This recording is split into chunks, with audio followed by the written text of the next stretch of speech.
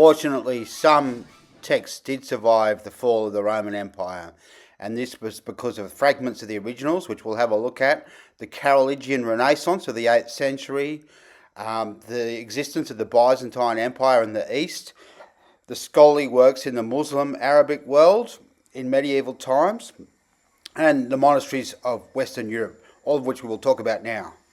One of the best known ways in which original texts survived is in the ashes of Herculaneum, the city that was destroyed by the eruption of Mount Vesuvius alongside Pompeii and was subsequently excavated from the 18th century onwards.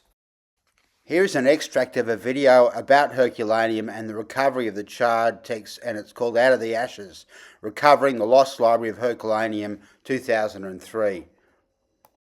The single most unique discovery from Piso's villa was almost overlooked. 1,800 carbonized papyrus rolls are at first mistaken for charcoal.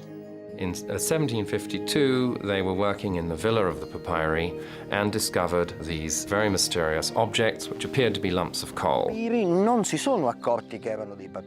They did not realize these were papyri. This is understandable because the concept of a papyrus did not exist.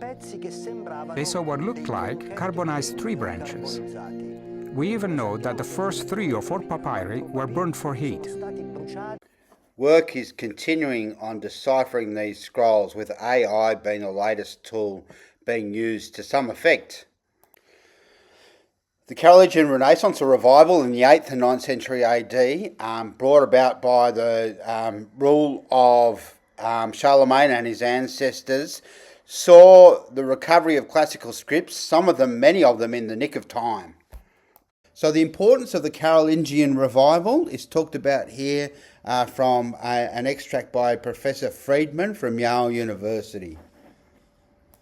For Livy, for example, there's a lot of his incredibly long history that we don't have, the so-called lost decades of Livy. Livy's work is divided into books called decades. The fact that we have as much of Livy as we do is due to the Carolingian copying program.